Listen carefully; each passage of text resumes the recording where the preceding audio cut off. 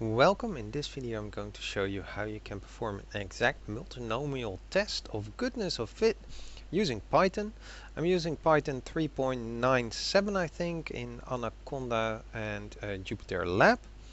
But if you copy the paste the code in any Python version you're using, it should still work. This can be used as an alternative or as an exact version for a Pearson chi-square test of goodness of fit. I'm not going to go into details if you should use this test and in which situations. I'm just here to focus on how to actually perform the test using Python. I will need some example data, and for that I'm going to be loading pandas. If you never installed a package that I'm using, you can often use simply pip install and then the package name. And after you've installed it, then you can run the import. You need to install packages once and then you can load them whenever you need them. So the data file is a comma separated file with some data from a survey among students. I won't actually need all of it. I'm just going to use the location as my variable in this case, or field, which is just there for now, one long field with 3 different options in there. There were Diemen, Haarlem and Rotterdam. I would like to see the counts of each. For that I'm going to be using NumPy. I like to put this as a NumPy array. I'm going to use the location, and I could have actually done simply here field, that might even be shorter, and then just get the counts, and let's have a look. Then I have the 3 different for each category, how often it occurred. 22 times was perhaps Diemen, 17 Rotterdam and 16 Haarlem. I could check which one is which, but doesn't matter much for this test. I also like to have stored separately the sum of all of these, so 22 plus 17 plus 16, and how many categories I have as k. So I have indeed 55 cases and 3 categories. I also need the expected proportions. Now in this case I'm just going to set each category as equally likely, and with 3 categories that means therefore 1 over 3. I can use the numpy's full command to generate an array with k items in it, and then each item being in this case 1 over k. So that should give me 3 times 1/3. Now luckily, to perform the exact multinomial goodness of fit test, we need something known as the multinomial probability mass function, and SciPy actually has this function for us. I'm gonna load it in from the SciPy library, and then I can use the multinomial function .pmf. I enter the observed counts, my sample size and my expected proportions, and this should give me the probability 0.0687 of having exactly our observed frequency. So that was the, where was it, 22, 17 and 16. Alright, but that's not what I want. I want the significance, which means a result equally or more extreme. So for that we need to actually list all possible combinations of 55 peoples with repetition. So for example, the first category can be 0, the second can be 0, and the third can be 55. Or the first one can be 2 people, the second one 3 people, and then the third category has to be 50. So to get this, I have the values, potential values of 0 to 55. So I first create a simple NumPy array that has those values 0 to 55 in them. Arrange does that for me. It starts at 0 and ends at 56, but it ends just one before, so it should end at 55. And there it is, it ends at 55. I can use the iter tools, which comes with Python, so you shouldn't have to install it. And then I can actually say, well, I just want to have all possible combinations repeated 3 times, so for each category once. So what we can do is we can have a look at this, and we can see that 001, 0, 0, 0 all the way, and this will actually go all the way to 55, 55, 55. I don't need all of them, only if that sum is equal to my sample size. So what I can do is I can say, well, I want you to check the sum of each row. That's why its axis is 1, and that should equal my sample size. And I want you to select all of those from my all permutations array, I think it is. Alright, so if I now show the first few, then the sum of each row here, if you will, should be 55. Now I can iterate over each of these possible combinations and check how often or what the probability is of that particular combination to actually occur. So here's that loop. So I call that a probability value for 1 in and then every element. We calculate that probability, and if it's actually lower than the one we got from our observed frequency, then I add it to my probability value.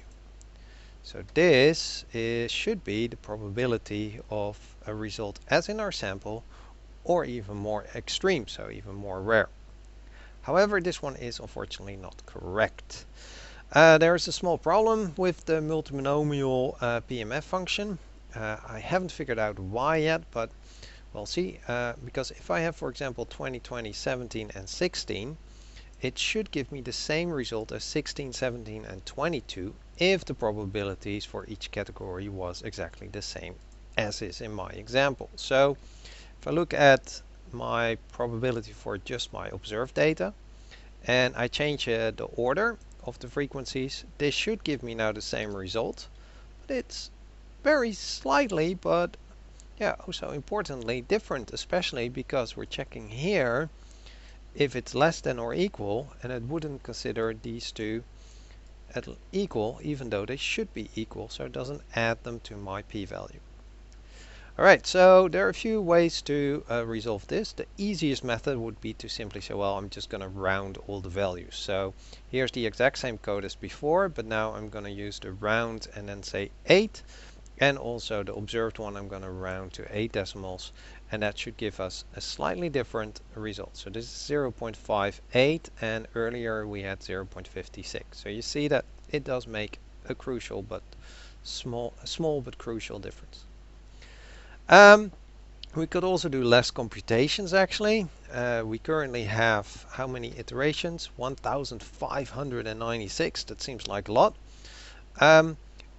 Actually, the order is not so relevant if the probabilities are the same. So something like 0,352 would be the same as 352.0. So I should be able to just use that same probability as I might have calculated already for this one, and then say, well, just multiply it by 2 because I also have this one. I can actually see that by saying, well, I'm going to use combinations with replacements. And then I'm going to sum all of them up, only those where the sum is actually my sample size again. And now I should have slightly less, 280. There is a small catch though, because I need to figure out how many possible combinations I can have with this. So for example, so let's use an example. I have here the combination 200, which is a 9, a 9, and a 37. So that means 2 9s and 1 37.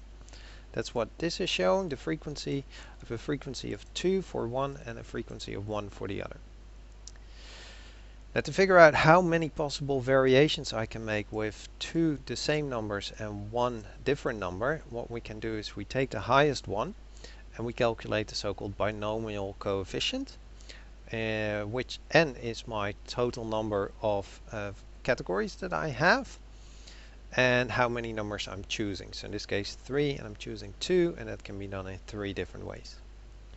For the next category, I then say, well, I only have 3 minus 2 is 1 category left, and I need to pick a 1. So we can program this process. I can use the math library that also comes with Python, and then I can say, well, how many categories will I have? my number of combinations is going to be 1.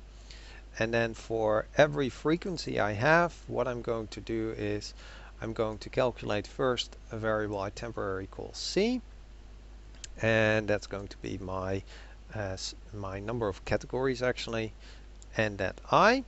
And then I'm going to reduce, I'm going to calculate how many combinations there are, and then I'm going to actually say, well, so this is using the combination function, and then I'm going to reduce my number of categories that I've left with whatever was in that frequency amount. So in this case only 3. Now I can combine this with everything from before to actually calculate everything in one go. I'm also sorting now my observed data so that it will actually have the same frequencies in the order as when we're calculating the observed one. So that's why I'm using a sort option now all of a sudden. And yeah, that's it. So here I'm set the p-value at 0. That's where we start with. It runs through all the possible combinations. It checks for each combination the multinomial PMF. And then if that's less than the one that I observed, I can actually add it into my p-val, but I need to check those frequencies. So that's what I'm doing here. And then finally add that to how much I already have stored in my probability value. Alright, so this should give me the same result, 0.58. To not having to do all this work in one go, I made this function that actually is just a combination of all the code from above, and if I run that in one go, there it is. Now, out of curiosity, I was also looking at the original one where we use actually all the permutations, and I was wondering if that might be faster. So the one that's I think faster was the first one.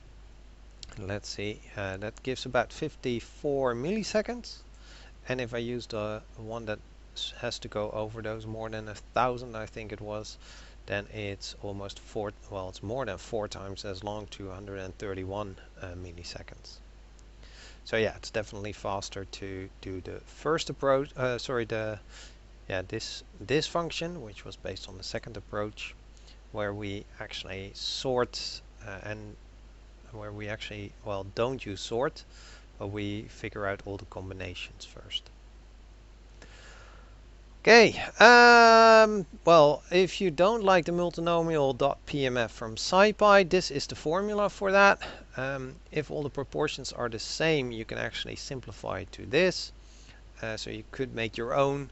Here is my attempt at that, which should be the same as the one that SciPy generates, which in this case was 0.087 for our observed data, which seems to be fine.